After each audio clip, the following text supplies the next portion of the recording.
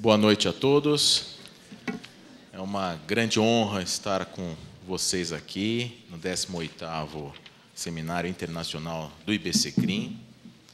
Uma história linda do IBCCRIM. Eu me recordo ali na Rua Tabatinguera, logo no comecinho, o Toron que me chamou naquela época para conhecer a iniciativa do Dr. Alberto Silva Franco, do Dr. Márcio Bartoli, do Vico Manhas, do Dr. Ivan, e toda essa gente maravilhosa que compõe o IBCCRIM.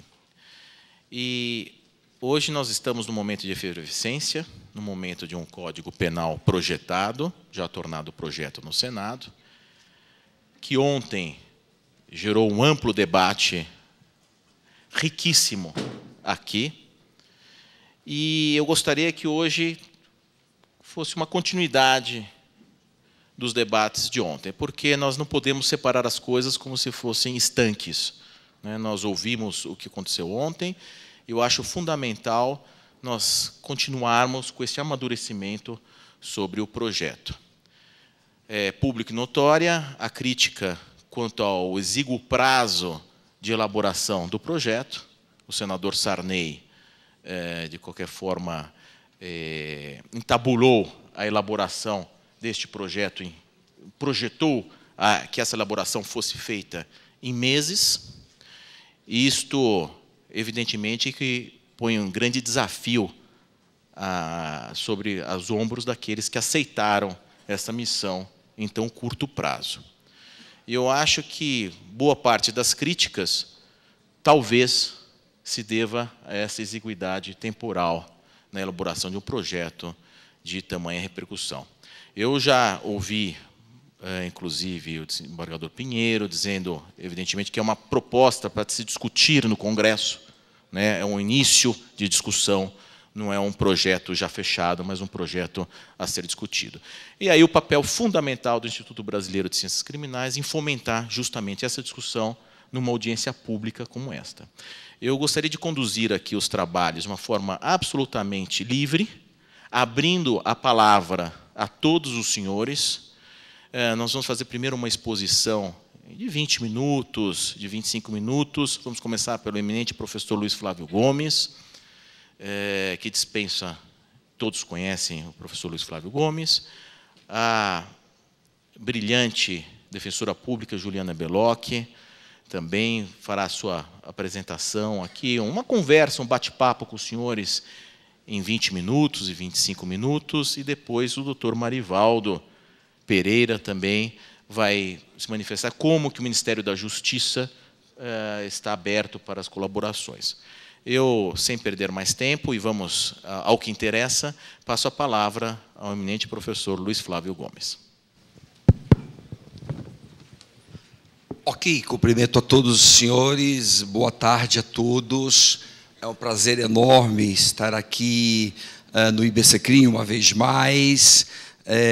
Já no ano passado eu estava saindo das minhas funções burocráticas e pedagógicas, e o ano passado eu consegui já participar de uma parte do Congresso. Este ano, sim, finalmente, eu estou retomando minhas tarefas de estudante. Vivo agora um momento fantástico da minha vida, depois de ter sido agente de polícia aos 19 anos, delegado aos 21, promotor aos 22, juiz aos 25, depois de 15 anos juiz em São Paulo, depois aposentei, fui advogado há 2 anos, depois abandonei tudo da advocacia para ser empresário de ensino, fiquei agora 10 anos como empresário. Já vivi todas essas experiências e agora estou curtindo tudo. Estou curtindo a vida, não faço mais nada em minha vida que não seja ler e escrever. Ou seja, exatamente o que eu fazia aos meus 18 anos. Então, estou recordando o meu tempo de 18 anos. Então, é uma delícia. Só ler, estudar o dia inteiro, escrever. Não tenho nem mesa mais. Eu não marco mais nenhuma reunião. É uma coisa maravilhosa.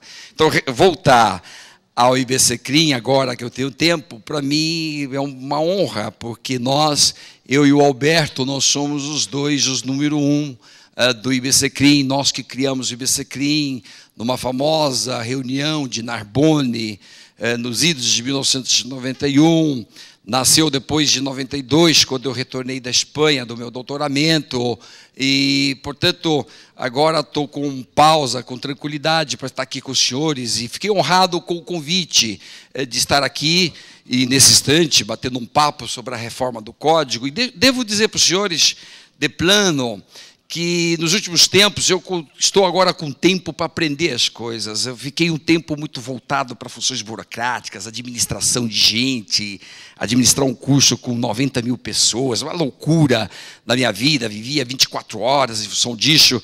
Agora eu estou com tempo de aprender coisas, que foi muito bacana. Eu adorei, por exemplo, ter participado da Comissão de Reforma do Código. Foi uma experiência fantástica. A Juliana está aqui, participamos. É uma coisa incrível, você é acostumado a tomar decisões sozinho, diretor-presidente de uma empresa, e você fala e vai, decide tudo.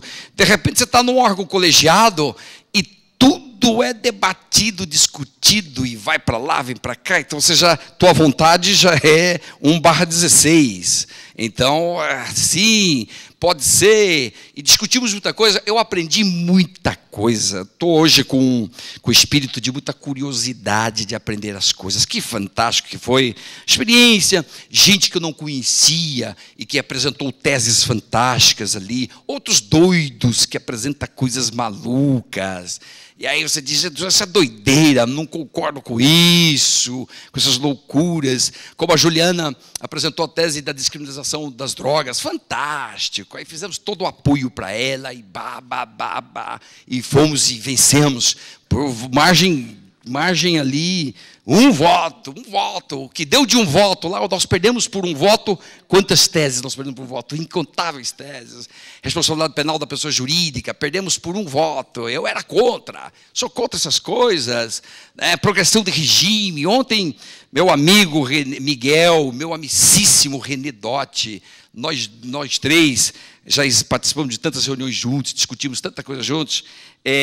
Eles aqui ontem fizeram várias críticas super interessantes. Eu ontem aprendi um montão de coisas aqui com eles, anotei. Tem coisas que eu discordo. Tem coisas que dogmaticamente não concordo com eles, não. Mas outras coisas eu concordo, estou de acordo sim. E eu estou aprendendo, então estou curtindo as coisas todas que eu estou aprendendo. E concordo plenamente com uma coisa. A pressa com o que está sendo feito. Está horrível. Está horrível. Já tinha dia que a gente ficou 5 dias em Brasília, e eu aí com outros compromissos, adiando tudo. Terrível. Então, em suma, está muito apressado, tem que ir com mais calma, E, de outro lado, não se iludam, não. Pela pouca experiência agora que eu tive, o Marivaldo pode contar para nós toda a experiência do mundo, da vivência dele com o Legislativo. Está fazendo isso há anos, está no Ministério da Justiça, só faz esse vínculo. A pouca experiência que eu tive, senhores, não se iludam não, se isso for avante, no Senado talvez passe, por causa da força ali de alguns senadores que lideram, só são 80, talvez passe.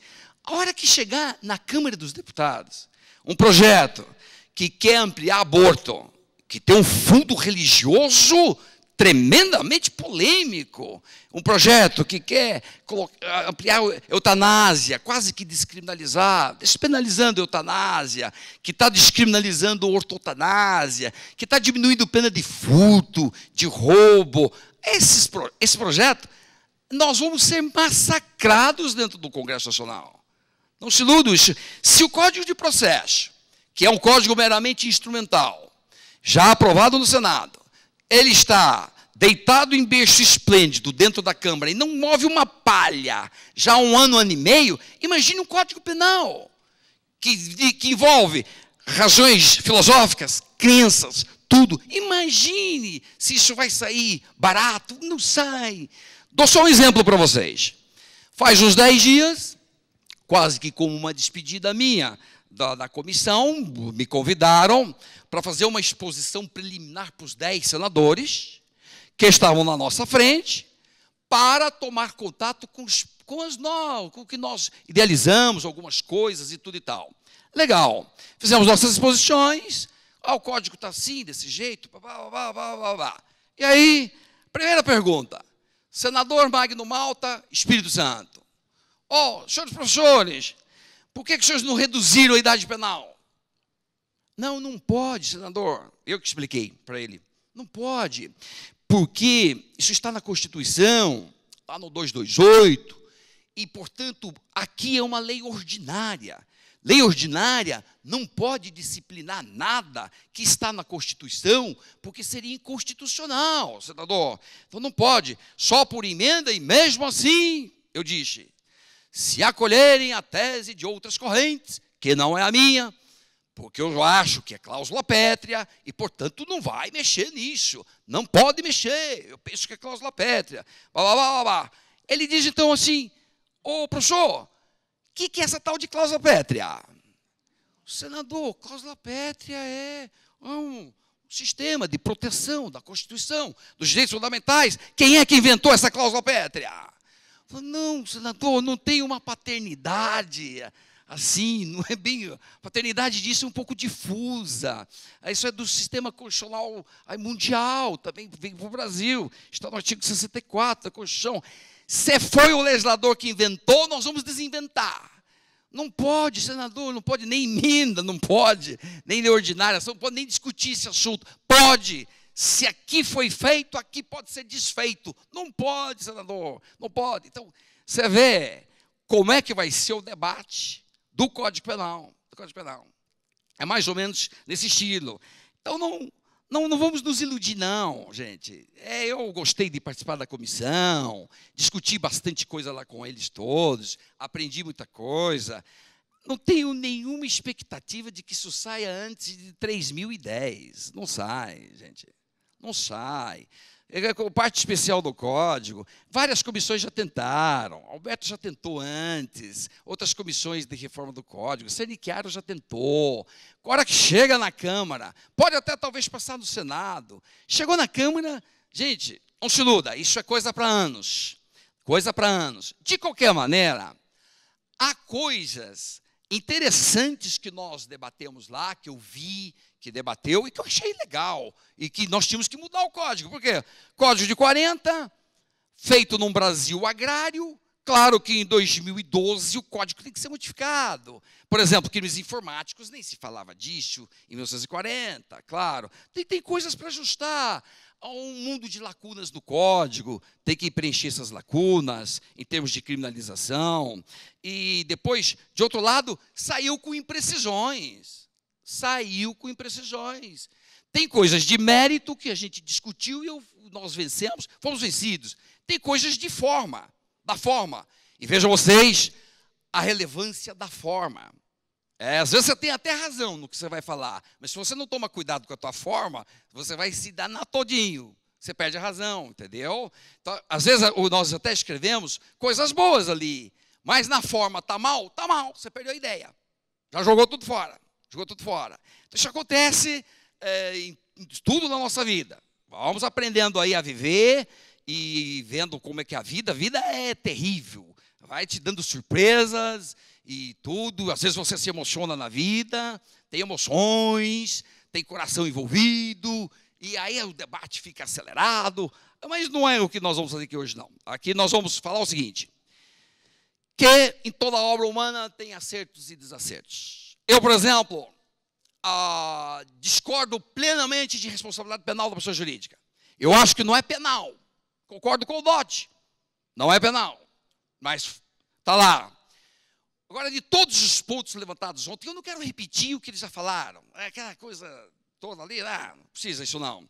Mas de todos os pontos, há alguns extremamente preocupantes e que passou pelo Miguel e pelo Dotti, sem que eles tenham levantado o problema.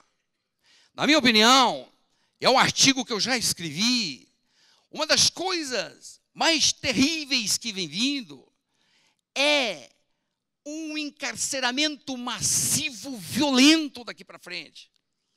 E se já somos o campeão mundial de encarceramento, de 90 a 2010, nenhum país do mundo prendeu 476% mais de gente, só o Brasil que prendeu. Estados Unidos, para vocês terem uma ideia, de 90 a 2010, só cresceu 77% de presos. Brasil, 476%. Então, se já foi assustador o encarceramento, se este código passasse, eu não creio, talvez não passe, se esse código passasse, vai encarcerar muito mais gente. Por quê? Ponto crucial, ontem não levantado, é a suspensão, a progressão de regime. A progressão de regime ficou extremamente dura, duríssima, duríssima. Coisas que era de 1/6 passou a ser 1/3. O hediondo, que era 2/5, passou a ser metade. Já começa com metade. Tem que computar os cálculos pela pena global. Global, não pelos 30 anos. Não cabe mais crime continuado em crimes contra a vida.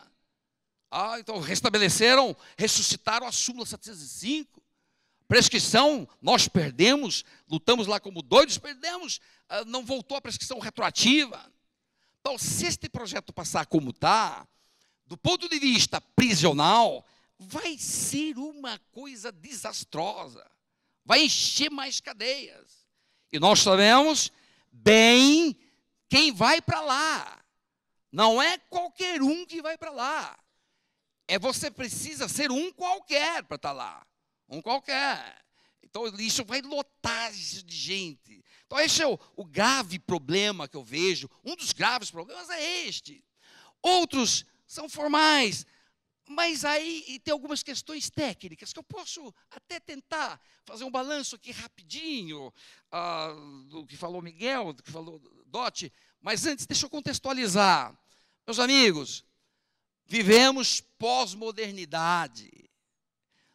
A modernidade está morta, pelo menos do ponto de vista intelectual e filosófico.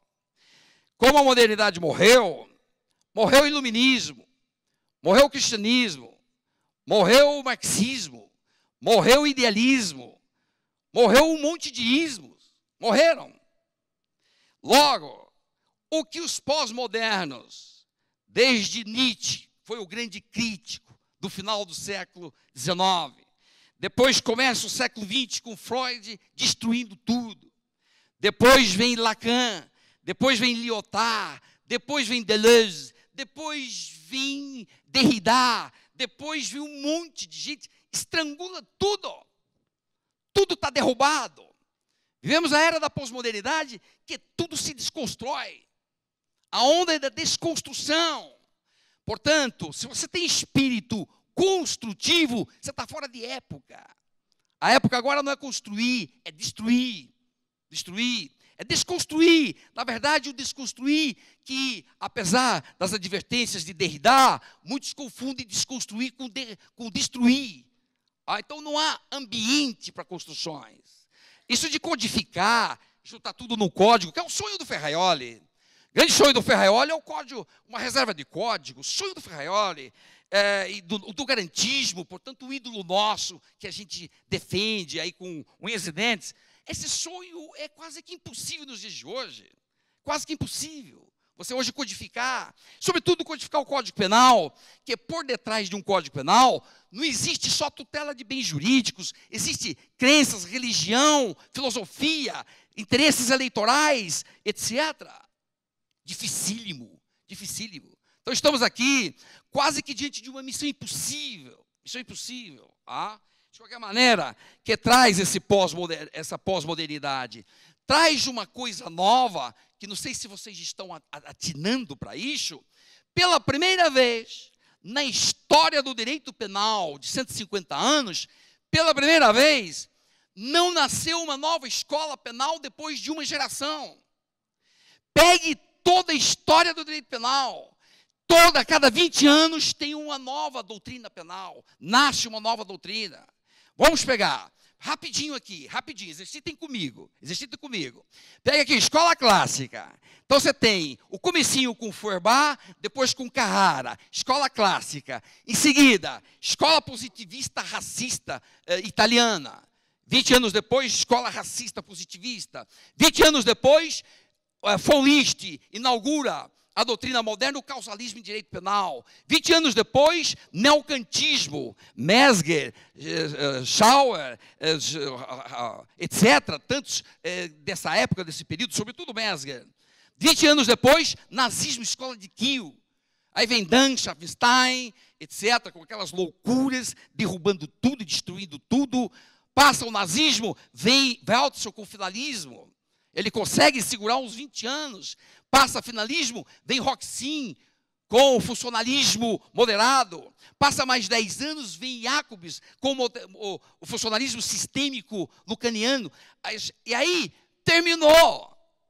Diga para mim, explique para nós, depois dessa última construção no penal, que é o funcionalismo, os funcionalismos, tá?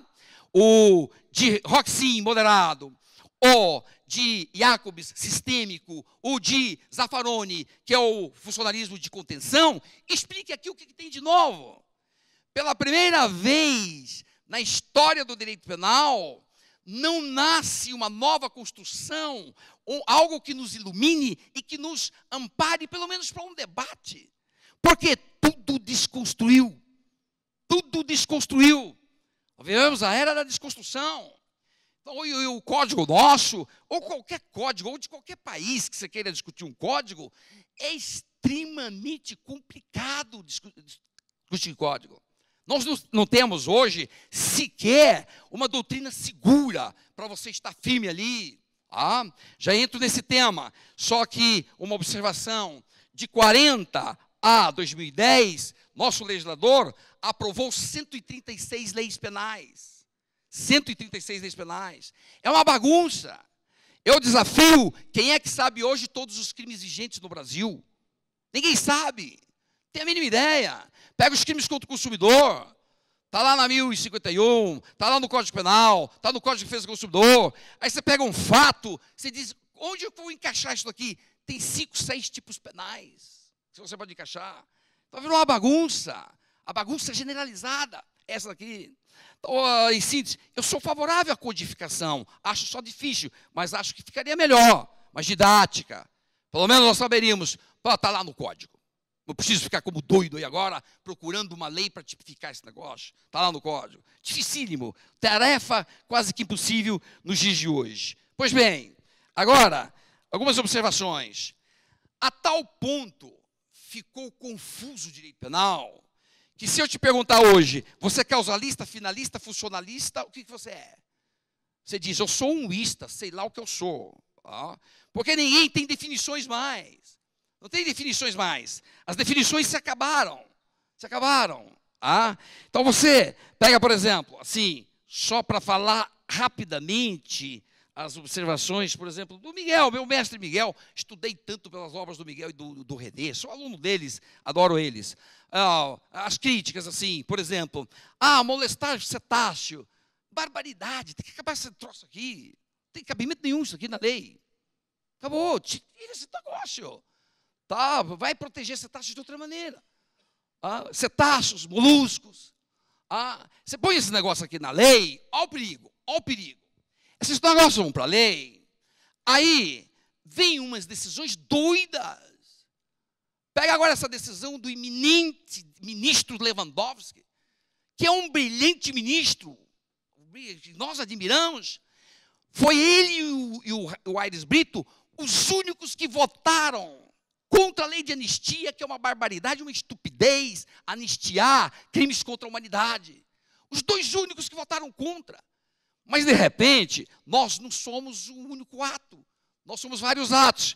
Um caso agora de 12 camarões, 12 camarões pescados em Floripa, 12 camarões. Lewandowski vem e diz, é crime. Não tem nada de insignificância, não. Não existe isso no Código Penal. Captou? São decisões doidas. Na nossa visão, não na dele. Então, de fato, quanto menos tipos, melhor. Porque o tipo dá ensejo para essas coisas doidas. E coisas brilhantes que também saem da cabeça deles. Porque nós, seres humanos, somos assim. Você é sempre você e o seu outro. Nós somos sempre o altero. Por exemplo, o Miguel, nosso eminente professor Miguel. Aqui, ofensividade. Agora se fala que precisa de ofensividade. Ofensividade é um dos princípios mais importantes de um direito penal garantista. E o Miguel, não, tem que ter perigo abstrato. Discordo do Miguel. Foi minha tese de doutoramento em Madrid. Sou totalmente contrário ao perigo abstrato. Em direito penal, fica desproporcional e desequilibrado. Não concordo com a crítica dele. Então, é a crítica da crítica. Aí, se não adotar perigo abstrato, o crime de tráfico de entorpecentes, então, não tem mais crime de tráfico. Para que serve a categoria do perigo concreto determinado e indeterminado? Para que serve? Para aplicar nesses casos de tráfico, de trânsito. Para isso que serve doutrina, teorias novas. Então dá para você conciliar as coisas. Claro, sou contra perigo abstrato, porque eu acho uma antecipação de tutela exagerada. É uma Vorfeld Kriminalisierung, que não tem nenhum sentido num direito penal que respeite as pessoas. Na minha opinião, é isso. Então, discordo do Miguel e discordo de teses dele, claro, ele discorda também de nós. Por exemplo, é grave, por exemplo, o erro metodológico, que eu reputo, e aí tanto o Miguel quanto o René. Mas são erros metodológicos que eu discordo deles. Porém, quem é que tem razão? Sei lá, eu acho que eu tenho. Mas eles podem achar que eles têm. Porque ficou tão confuso o penal que você não tem paradigmas para fazer gabaritos. Então eles falaram o seguinte: não pode confundir o âmbito naturalista com o âmbito normativo. Desde o neocantismo, é impossível distinguir causalismo de normativismo em direito penal. É impossível, que tudo é valor. Desde o pai dele, Miguel Reale, pai, que é a teoria tridimensional, não tem como pensar o direito, e sobretudo o penal, sem ser norma, fato, valor e norma. Mas tem valor. Não tem como você olhar para nenhum tipo penal sem ver valor nesse tipo penal. E valor é normativo. Então não tem jeito mais de você legislar só no âmbito do causalismo. A partir do neocantismo, morreu a distinção entre causalismo e normativismo. A questão toda é você saber o seguinte: que grau você vai dar para o normativismo, porque tem doidos que dizem que o direito penal existe para proteger a norma. É o doido aí do sistema, do funcionalismo sistêmico. E aí, o que acontece? Aí você dá uma importância por normativismo que ele não pode ter. Mas negar que ele é inerente ao causalismo e ao naturalismo, não tem como negar isso. Então essa confusão é uma confusão metodológica. É pena que haja, inclusive, confusões metodológicas, mas é um pouco compreensível na pós-modernidade. Por quê? O que acontece? Nós cuidamos do causalismo no artigo 14. É verdade. Em seguida, colocamos a essência da teoria que o Roxin chama de imputação objetiva, que é a criação de um risco proibido relevante. Só nós não cuidamos de imputação objetiva dentro do código.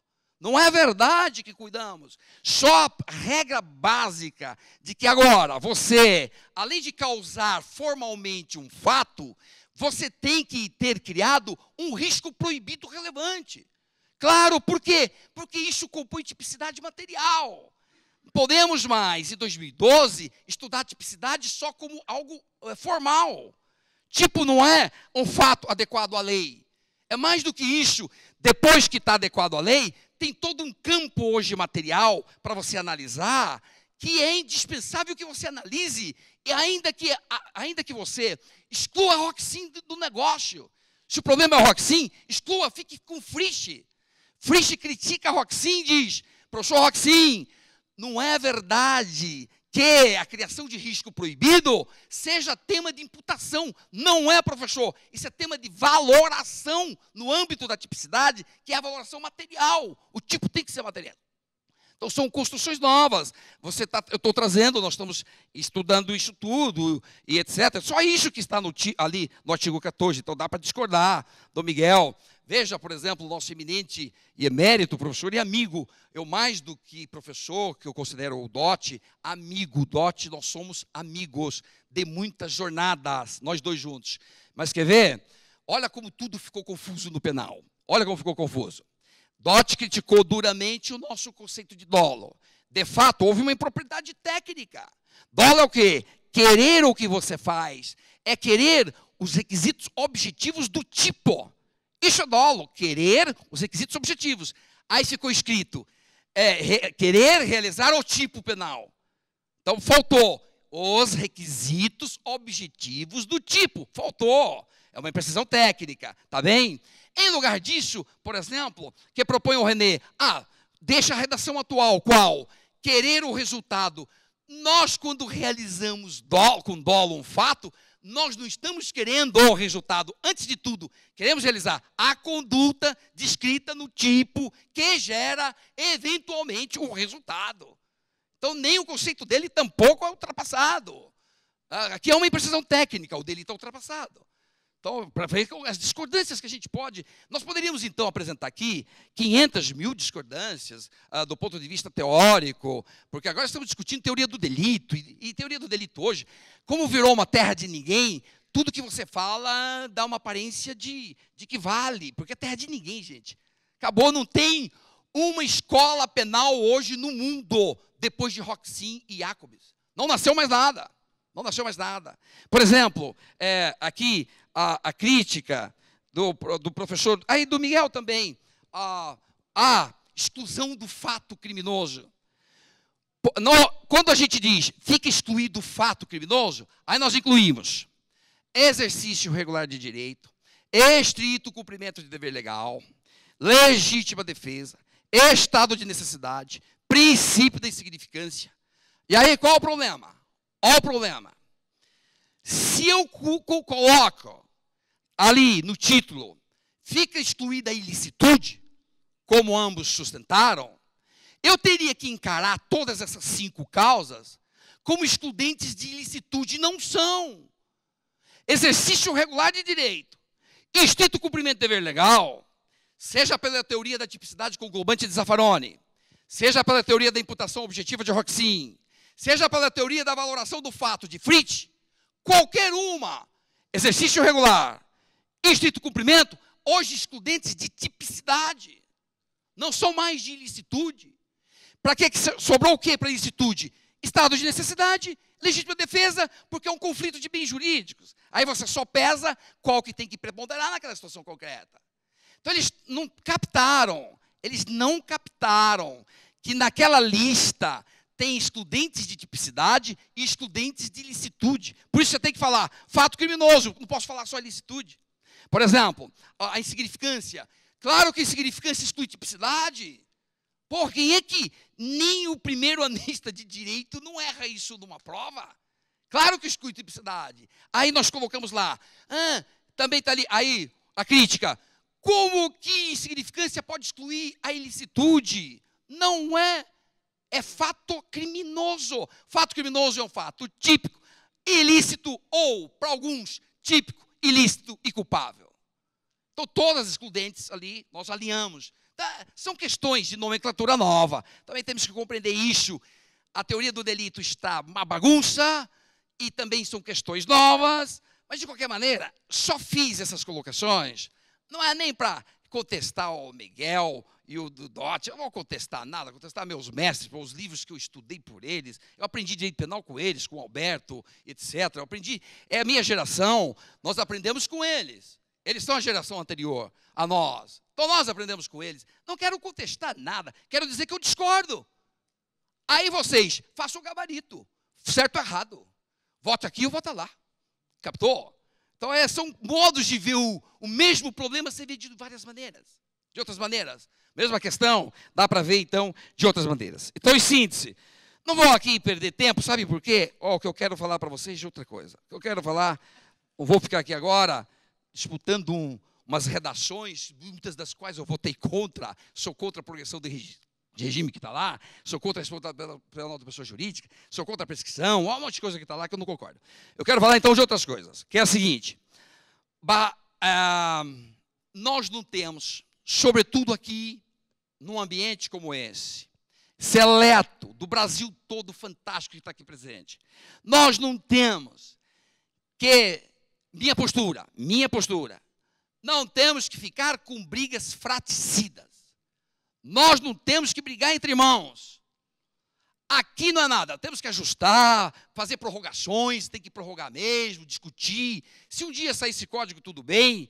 Mas com o código novo, com o antigo, com o atual, a desgraça está feita. Nós temos que lutar contra a desgraça. Nossos inimigos estão muito bem definidos. Está muito bem definido, então o foco nosso é a lei, sim. Tem que ter uma lei boa, com qualidade técnica boa. Vamos buscar a melhor. Está bem, concordo. Porém, primeira coisa, não se iluda que o Código Penal resolva problema nenhum. Resolve coisa nenhuma. 2.400 condutas criminalizadas hoje, 1.400, só tem 38 que mandou gente para a cadeia no Brasil. Só 38. Desses 38, 9 mandou 94% lá para dentro. 9 crimes botou 94% lá dentro. São os 9 crimes só cometidos por pobres, por miseráveis, excluídos. Então é de uma injustiça. O sistema nosso é de uma injustiça brutal. Então não vamos botar muita fé em lei, não. É importante e que seja a melhor possível. Que seja a melhor possível. Tá? É bom discutir mesmo. Tem que discutir porque não pode ter barbaridades na lei. Está correto. Porém, não perca o foco. O foco é esse sistema da crueldade que nós vivemos. Uma lei aprovada, criminalização primária. Depois, ao giro do penal. É que eu tenho que sintetizar aqui para vocês em 1 minuto. Ao giro do penal. Criminalização primária. Para que a lei possa ser frutífera, depende de um sistema penal. Nós temos um sistema penal desconexo, confuso, terrível, de uma polícia que não tem meios materiais, de nada, etc. Esse sistema penal, não é ele que exerce o poder punitivo. O poder punitivo é real, é fático. Quem exerce o poder punitivo não é precisamente quem está lá dentro do sistema penal, não. O sistema penal é paralelo. Por isso, dentro de uma ilegalidade permanente. Esse poder punitivo trabalha dentro de um sistema de segurança pública que é um sistema de segurança pública que é racista. Racista. Esse sistema de segurança pública, por sua vez, ele existe para quê?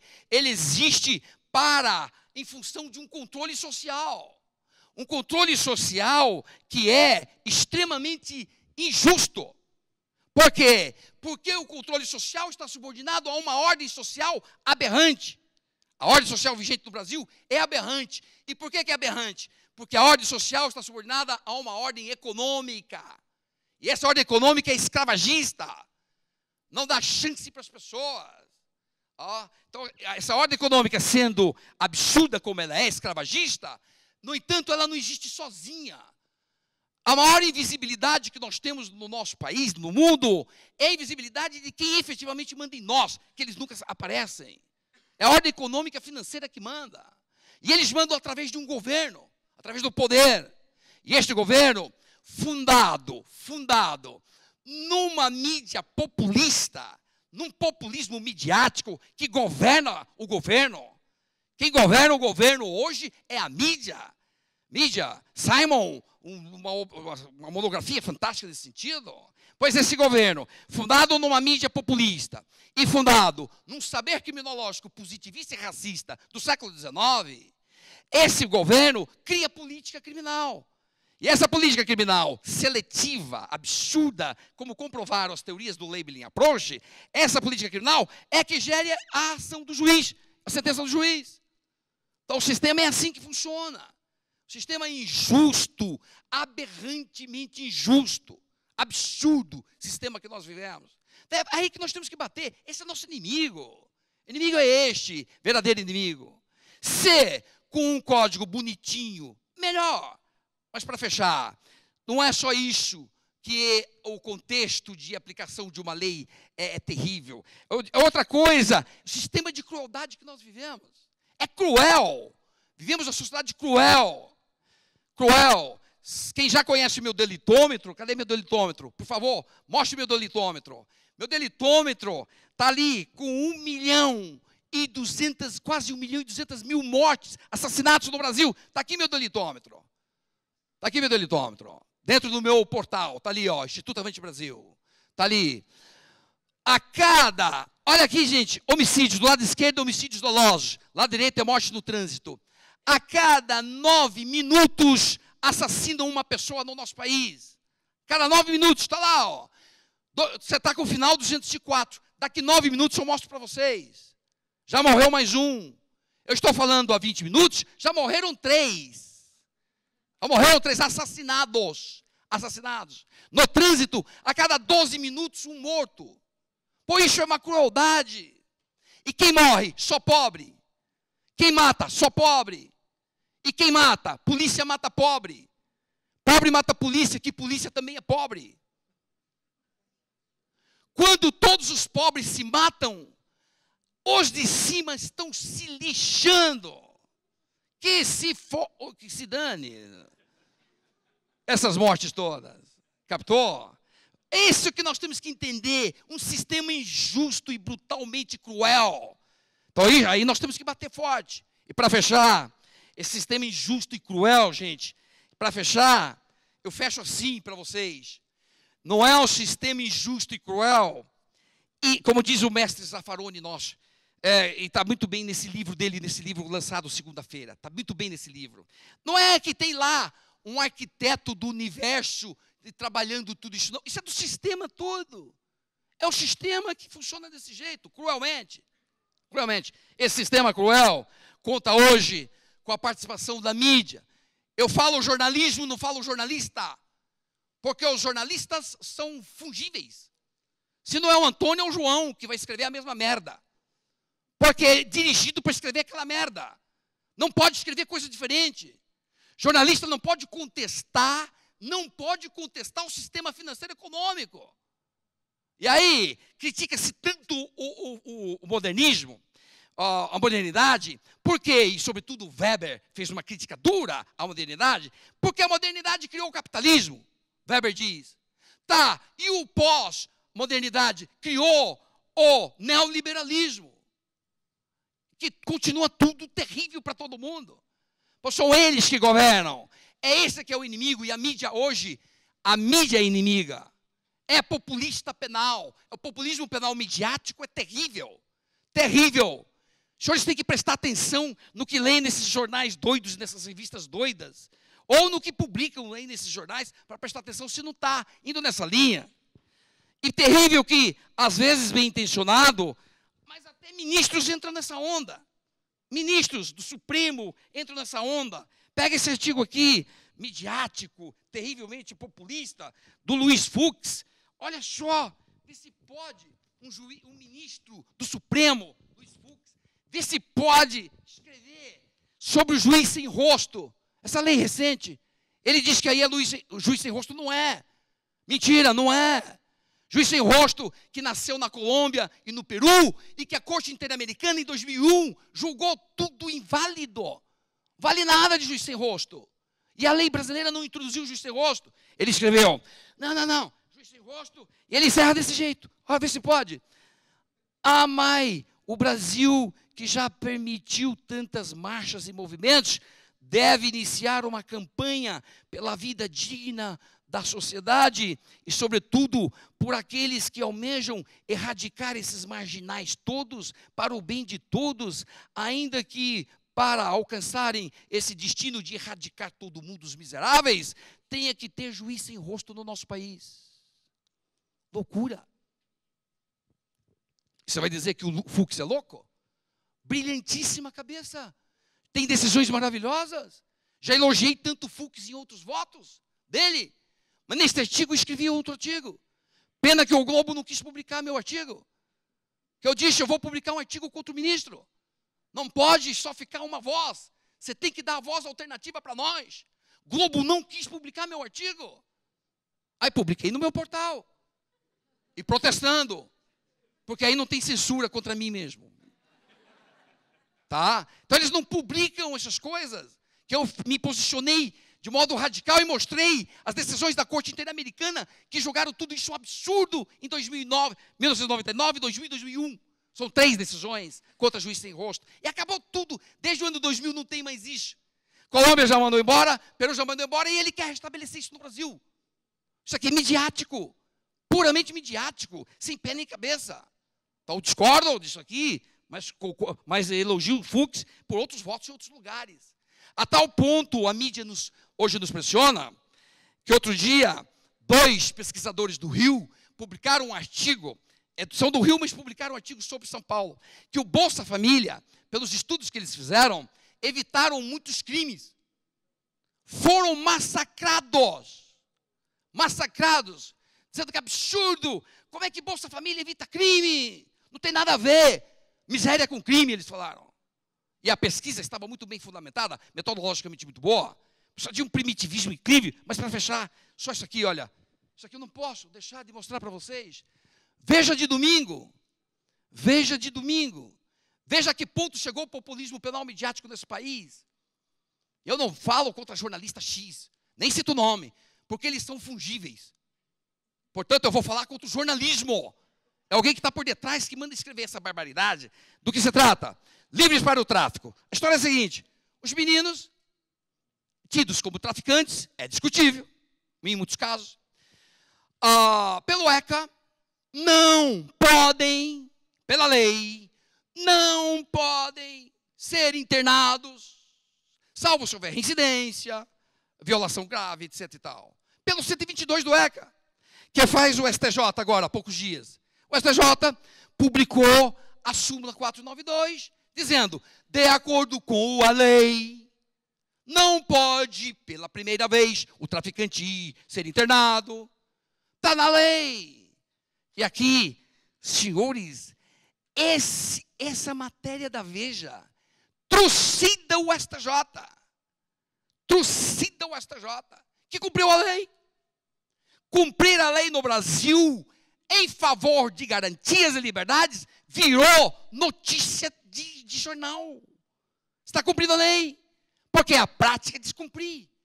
Descumprir a lei totalmente. Fala cada absurdo aqui. Ela diz assim, o tráfico é grave, tão grave tanto quanto o roubo e o furto. Está aqui. Roubo e furto. E aí o povo ignorante do direito penal, ele lê um negócio desse e ele acredita que furto realmente é grave. O jornalista falou, a Veja falou. Que absurdo, gente. Estamos vivendo isso. E aí, para fechar, sabe o que eles fizeram, a mídia? Fez assim, um estudo meu, um livro meu, que eu quero que saia esse ano. Vamos ver se eu consigo. Agora, só estou lendo e escrevendo. Vou publicar esse negócio. Chama-se Populismo Penal Midiático. Sabe o que a mídia fez? Fez o seguinte, por que eles mandam? Mandam, por quê? Mandam no poder político, porque o poder político, em geral, com raras exceções, está entupido de corrupção. E se eles pegam o cara, eles trucidam o cara. Qualquer um político, salvo raras exceções. O resto está todo mundo entupido de crimes. A mídia não pode, o político não pode mais ir contra a mídia. Se ele for contra a mídia pega ele. Eu te pego mesmo, e te pego rapidinho. Porque você já cometeu 1000 crimes, é fácil de pegar. Então, o poder político está amarrado com eles. Porém, agora, eles dominam o povo. Quem é que fala em linguagem fácil para o povo? Quem fala? Eles. Quem interpreta as leis? Eles. É antológica aquela minha participação lá na Ana Maria Braga, logo após a Lei 12.403, aquilo foi uma loucura. Loucura. Porque ela vai inaugurar o estúdio dela. Ô, Luiz Flávio, você pode vir ao Rio e tal, você sempre fala de São Paulo, vai ao Rio. Vou ao Rio, tá bem, vai inaugurar o estúdio, deixa aí, vamos falar da nova lei, vamos. Chego lá, sento para tomar um cafezinho com ela. Né, tá ali, tá o louro está ali. E ela está aqui. Não, louro de borracha. Só que, você vê a Ana Maria Braga, ela está cada vez mais esticada, está doido. Ela levanta o dedo e pisca o olho, impressionante. Está desse jeito, Ana Maria Braga. Cada vez que eu vejo Ana Maria Braga, quantos anos você voltou para trás? Ela só fica jovem, a menina. Aí, vou falar. Então, vamos explicar a lei. Tá bom. Olha aqui, negócio seguinte, ó, essa lei nova e tudo. Não, professor, é aqui, ó, não cabe mais prisão em flagrante, não cabe mais isso. E ela começou a falar, agora a prisão preventiva não cabe mais. No Brasil, não, você está ficando doida. Claro que cabe flagrante, claro que cabe, você está mal esclarecida, tua ficha está errada, não é você que está errada, tua ficha está errada, você está lendo mal aí, está tudo errado. Não deixa a gente falar. Não deixa a gente falar, você não consegue concluir uma frase. Eu cheguei a falar para ela, que bacana, né? A gente só fala aqui o princípio da frase, não termina a frase. Maria, só o princípio da frase. Você chama um professor aqui para esclarecer, mas não esclarece coisa nenhuma. A gente não pode esclarecer para explicar. Então, em síntese, a sensação que eu saí do Rio aquele dia foi o seguinte, ó, eu estou achando o seguinte, acho que está tudo errado. Porque o que eu falava, ela não entendia nada. Nada. Eu falei de furto qualificado, ela, que é isso, furto qualificado? Aí foi dar um exemplo para ela, peguei uma xícarinha dela, pega a tua xícara, estamos em 2 pessoas, aqui é furto qualificado e tal. Ela não entendeu coisa nenhuma. O louro entendia tudo. Eu fiquei impressionado com o louro. Que o louro, isso mesmo, professor, isso mesmo, tá, entendi, professor, isso mesmo. Tá, aí ela nada. Conclusão, saí do Rio dizendo, ó, quer saber de uma coisa? Ó, o louro é verdadeiro e ela que é de borracha. É isso daí, gente.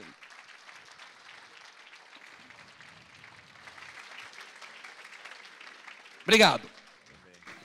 Muito bom, tivemos essa manifestação estimulante do professor Luiz Flávio Gomes, que conseguiu com maestria, que lhe é peculiar, unir o passado e o futuro e os grandes dramas da nossa sociedade de direito penal, me fazendo lembrar, Luiz Flávio, Giorgio Del Vecchio, num livrinho, um dos maiores livros, e é um livrinho fininho chamado A Justiça.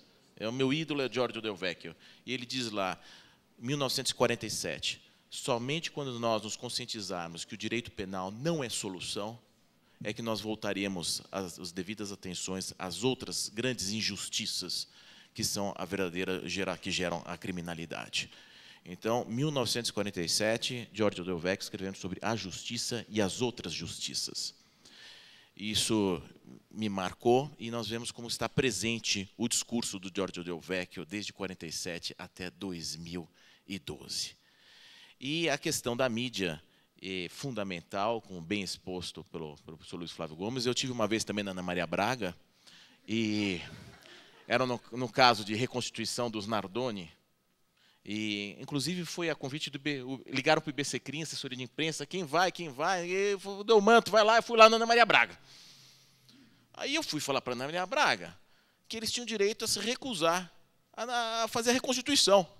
Ela me olhou torto, mas como se recusar a fazer a reconstituição? Mas eles não vão presos? Como? Eu falei, não, doutora Ana Maria, eles podem se recusar. Aí ela me cortou, nunca mais me chamou. Então, nós vivemos sim uma ditadura da imprensa e massacrante. Agora, os nossos juízes precisam realmente honrar mais a sua independência, a sua inamovibilidade. Não é? Eu acho que o exercício da toga ele tem que estar sempre sob atenção. Não é? E eu acredito, não sou eu que devo falar hoje, mas depois desse julgamento do Mensalão, muitas coisas vão mudar no Brasil. Porque, sem entrar em mérito nenhum, mas eu acho que às vezes eu sinto, Luiz Flávio, que nós estamos nos aproximando da common law. A habeas corpus supremo é só precedente, não cita mais um artigo de lei. E essa relativização de tudo é relativo. É uma desconstrução total e completa. Daqui a pouco até a dignidade humana vai ser relativizada por essas decisões. Mas não sou eu aqui que devo falar, eu passo a palavra para a doutora Juliana Bellocchi, para que continuemos aqui esse estimulante debate. Roberto Delmata, só um avisozinho, para quem ficar, tem uma surpresa. Eu preparei uma surpresa para vocês, super 10. Já, tá ali prontinha, tá no tiro lá a surpresa. Então, quem ficar vai curtir, tá bem? Para garantir a plateia, né? Vai garantir a plateia. Porque tem duas maneiras de garantir plateia. Ou quando briga, ou quando você diz, tem uma surpresa final. Aí, que é a surpresa final? Legal.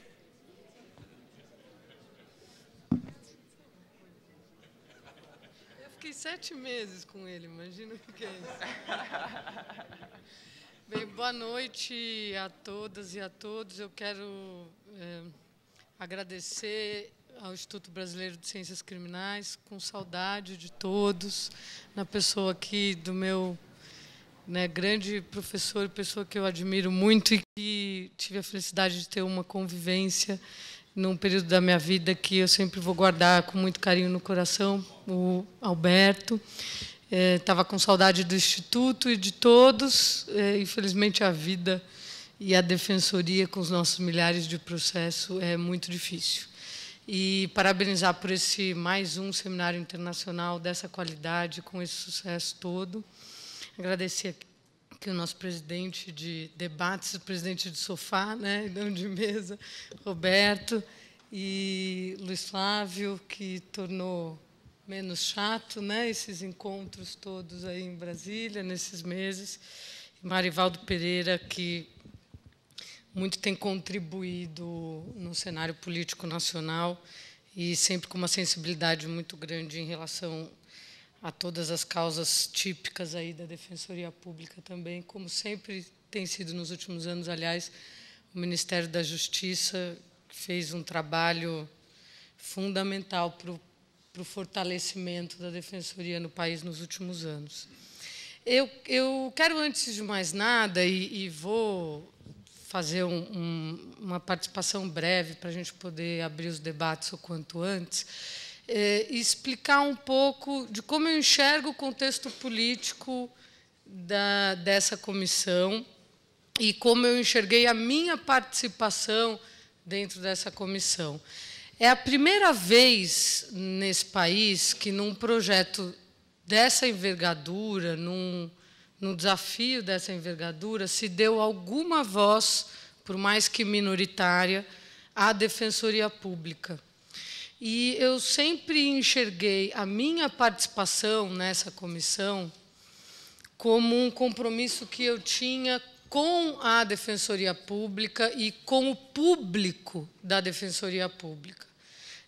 Daí que nunca me foi dado sequer o direito de escolha, nem de participar e nem de sair em nenhum momento, porque eu não estava ali por mim. Aliás, individualmente, nunca teve, nunca vou ter, nunca tive, nunca vou ter predicados pessoais para esse tipo de trabalho. Eu sempre me vi ali representando uma voz, e uma voz que precisava ser ouvida. E, de fato, foi. Eu, a mais jovem, aliás, uma comissão formada por 2 mulheres, e eu, a mais jovem delas, sem o nome aí de Luiz Eluf, mas que falei muito, Luiz Flávio? E muitos deles falaram, não, faz essa menina fechar a boca uma hora que a gente não aguenta mais. E quem viu como foram duros os debates na TV Senado e fora dali. A gente sempre discute as normas do ponto de vista acadêmico, científico, e precisa muito discutir, porque isso falta também muito no país. Mas, depois dessa discussão, ainda vem outra, que é a discussão o que é a realidade, o que essa norma tem produzido em termos de realidade, como ela vem sendo interpretada e como ela vem sendo rechaçada, como ela vem sendo esquecida. Cada juiz tem o seu Código Penal e tem o seu Código de Processo Penal, e, da mesma forma como o da Atena ou qualquer pessoa em mesa de bar acha que é especialista em direito penal, também no judiciário vale tudo. Você pode preencher o conteúdo da norma com o que quiser. Isso vale tanto para a norma penal como para a norma processual penal, principalmente quando diz respeito ao público que eu atendo na Defensoria Pública. Então, o meu objetivo de participar foi esse, e tinha um conteúdo simbólico de tentar dar uma voz de como as normas penais hoje afetam quem é o seu maior público, que são as pessoas pobres, né? Isso foi a razão de ser da minha presença ali.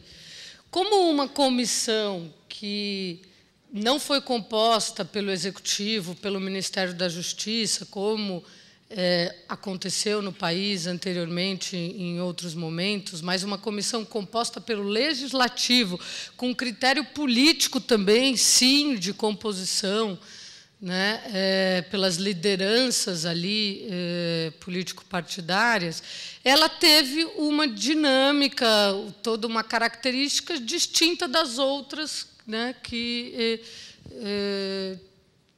tiveram o seu trabalho, deram a contribuição antes na história brasileira. Ela foi foi muito plural e acabou sendo também representativa, isso o Senado achou importante, do que a gente chama das classes de operadores do direito. Então, havia ali advogados, membros do Ministério Público, da magistratura e uma defensora pública. E teve essa representatividade, esse pluralismo, e isso gerou uma característica desse produto final, que a gente tem que ter a consciência de olhar para ele e falar, né, a verdade, pelo menos o que eu sinto em relação a isso. Não tem uma linha condutora definitora que define o projeto, porque ele foi fruto de um debate político também, gente, não só acadêmico, né? Então, se me pergunta qual é a linha aí, não tem. O projeto ele faz assim, volta, vem, né? Como uma comissão que não foi composta pelo Executivo, pelo Ministério da Justiça, como aconteceu no país anteriormente, em outros momentos, mas uma comissão composta pelo Legislativo, com critério político também, sim, de composição, né, pelas lideranças ali político-partidárias, ela teve uma dinâmica, toda uma característica distinta das outras, né, que tiveram o seu trabalho, deram a contribuição antes na história brasileira. Ela foi foi muito plural e acabou sendo também representativa, isso o Senado achou importante, do que a gente chama das classes de operadores do direito. Então, havia ali advogados, membros do Ministério Público, da magistratura e uma defensora pública. E teve essa representatividade, esse pluralismo, e isso gerou uma característica desse produto final, que a gente tem que ter a consciência de olhar para ele e falar, né, a verdade, pelo menos o que eu sinto em relação a isso. Não tem uma linha condutora definitora que define o projeto, porque ele foi fruto de um debate político também, gente, não só acadêmico, né? Então, se me pergunta qual é a linha aí, não tem. O projeto ele faz assim, volta, vem, né? Ele caminha, porque foi isso para aquele grupo de 16 que começaram, né, com 16 integrantes, daquela forma de composição, aquela dinâmica de trabalho, nem que fôssemos super-homens todos e as pessoas mais esclarecidas, não sairia algo, né, que não espelhasse esse pluralismo. E está na cara, né, do projeto. Para quem lê, isso aqui não tem uma cara só. Isso aqui não é um projeto só, ele não tem uma linha definitora que o define, né? Então, é isso o que, dentro daquele contexto de composição e de dinâmica, era possível apresentar.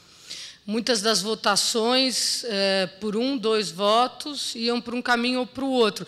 Teve uma reunião de tantas, eu não tive afastamento da Defensoria Pública. Eu ia para Brasília na segunda, fazia um júri na terça, atendia dezenas de réus na quarta e voltava para Brasília na quinta, com os meus processos acumulando.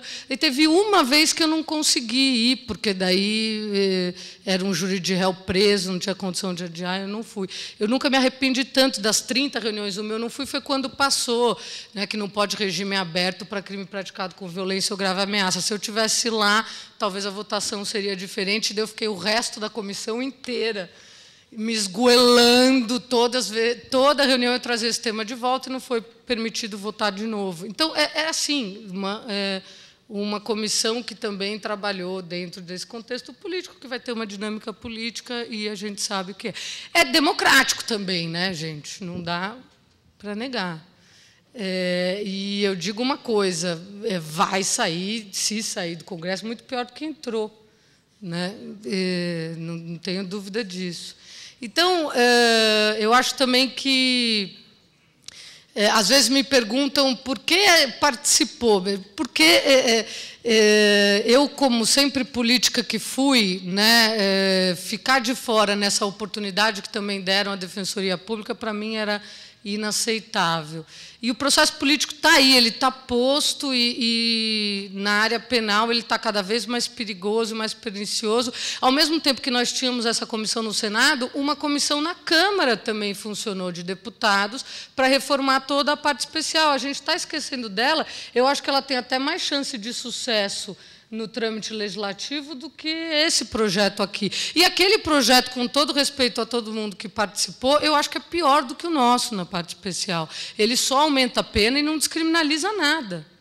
E não mexe nos tabus que a gente tem aí, e que, pelo menos, aqui, nos tabus, a gente teve coragem de mexer em aborto, em usuário de drogas, né? Lá na Câmara, eles optaram por não mexer em nada disso, porque é tema tabu, aumentaram a grande maioria das penas e não descriminalizaram, mas nem o objeto obsceno, né? Nem o escrito obsceno foi descriminalizado no projeto que veio da Câmara, e que teve participação de todo mundo, né, dos movimentos sociais, do DDD, do IBCCRIM, tiveram lá alguma voz, não sei qual, porque também não participei a fundo ali, né? Então, está inevitável e candente alguma reforma. Eu sempre, do ponto de vista individual, defendi que nós devemos reformar, nesse momento, a parte especial e não a parte geral. Sempre tive muito medo de mexer na parte geral. A parte geral nossa, com alguns defeitos que a gente pode apontar, ela tem, né, essa coerência, ela já está bem trabalhada. Eu acho que o grande problema é a gente conviver em 2012 com as coisas que a gente convive ainda hoje da parte especial, né, que a mulher abandonar recém-nascido quando for para esconder a desonra, né, tem uma pena menor, porque tudo bem, a gente ainda convive com valores que é muito complicado conviver, né, em que fazer xixi na rua, prende 300 pessoas no Carnaval no Rio de Janeiro, por mais que seja de menor potencial ofensivo, tem um controle penal de uma moral que não condiz com a nossa. Agora, eu sempre tive muito medo, individualmente, de mexer na parte geral, nesse contexto político negativo que a gente vivencia hoje no Congresso Nacional, né? Mas foi o que nos foi apresentado, o cronograma e tudo isso, né? Eu acho que não dá para olhar para esse projeto e dizer ele é liberal ou ele é conservador, ele vem numa linha de maior rigor punitivo ou de outra linha. Ele não é uma coisa só. Dependendo do capítulo que vocês forem abrir, do artigo que vocês forem ler, aquilo vai espelhar uma coisa diferente da outra, porque isso foi fruto da dinâmica do trabalho. Era um dia que faltava alguém de um grupo de lá, a gente ganhava alguma coisa aqui. Um dia que era do nosso grupo que faltava alguém, a gente perdia, e com 7 meses não podia sequer voltar em discussões já acabadas, e fica assim, né? Mas, de fato, eu quero chamar a atenção de que, para além dessas questões todas que a gente possa discutir, da dogmática penal e da forma e das teorias e da teoria do delito, isso é muito importante, mas, para além disso, eu quero chamar a atenção da plateia e do IBCCRIM, né, enquanto instituto que é muito ouvido no cenário hoje de política criminal, que há 2 ou 3 artigos da parte geral que não chamam a atenção pela falta de técnica, mas que duplicam a população carcerária do país num prazo muito curto.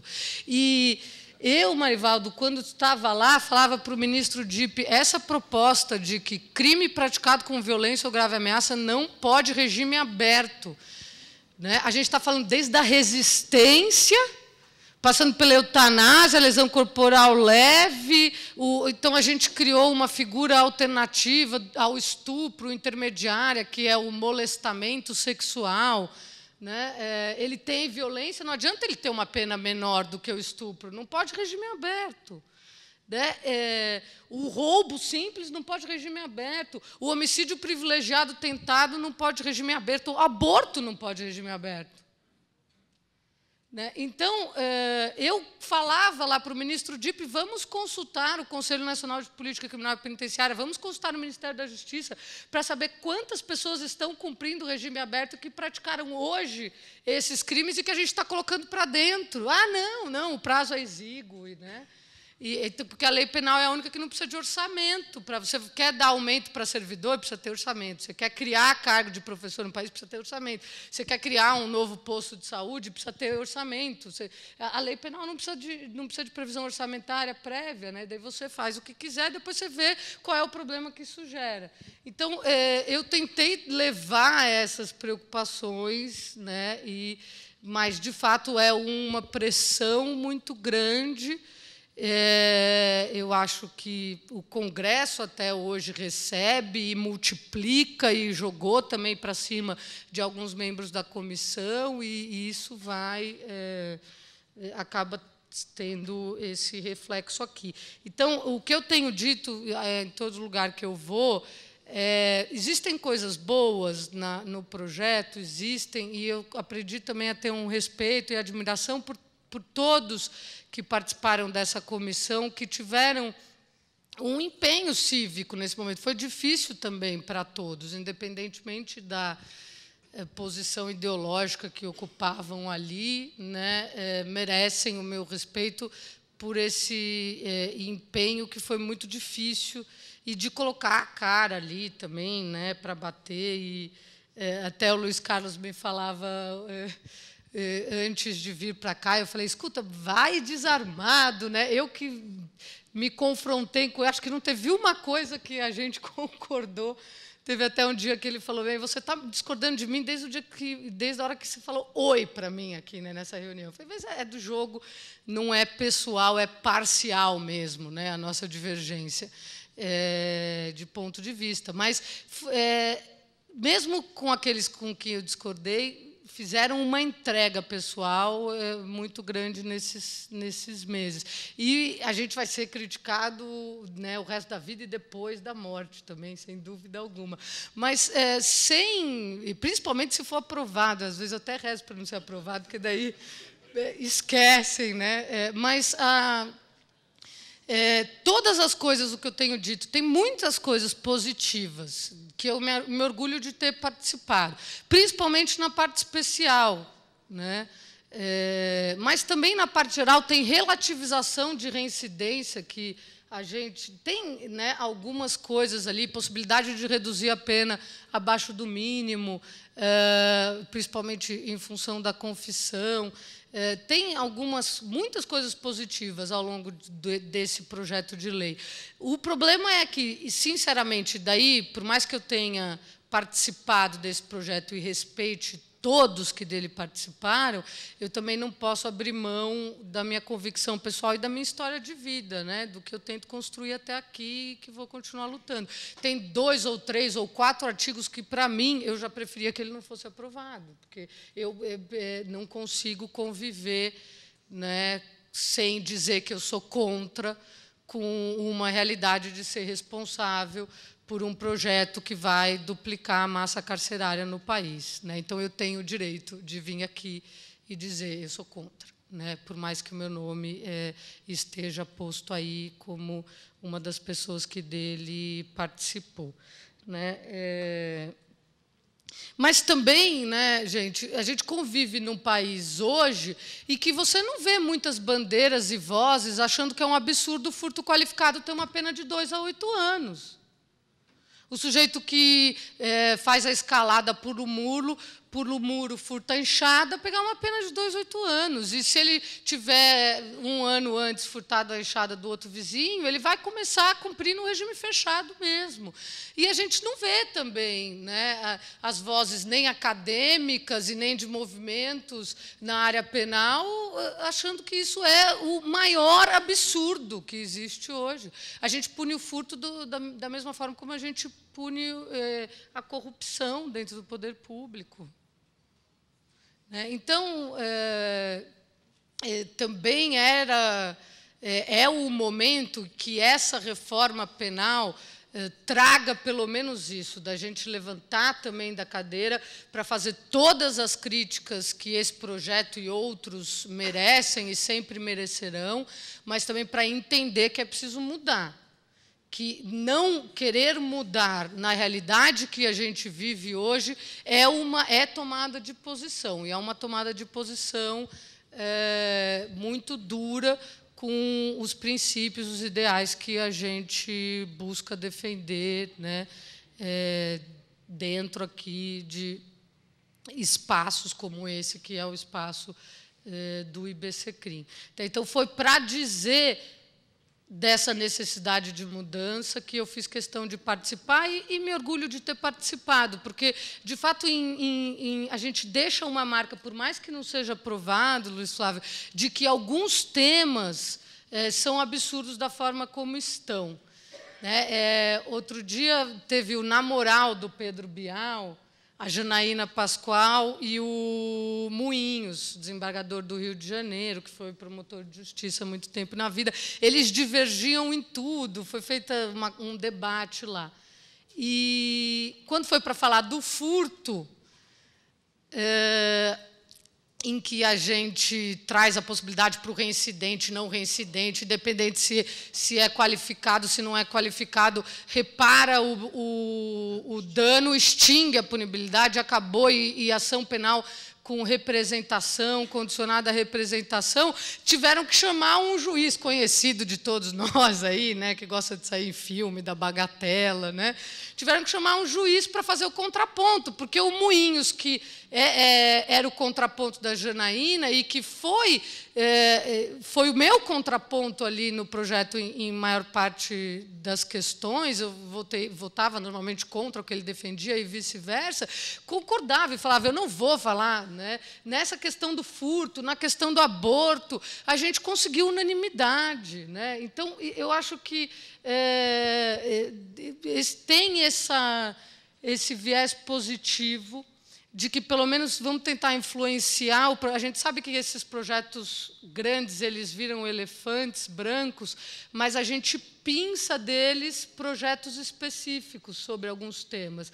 Aconteceu isso no Código de Processo Penal. Primeiro, a gente aprovou a mudança do interrogatório, depois começamos aos poucos. Então, eu acredito que esse projeto talvez sirva de caldo, né, de substrato, para pincelar algumas coisas. Espero que sejam pinceladas as coisas boas e não as negativas, né? E que a gente, pelo menos, olhe que é preciso mudar algumas coisas, principalmente da parte especial, com urgência, né? Porque ela atinge de uma maneira absolutamente desproporcional a população pobre hoje, né? Eu acho que era essa a contribuição que eu queria dar e me colocar aqui à disposição de todos para fazer esse debate depois, posteriormente.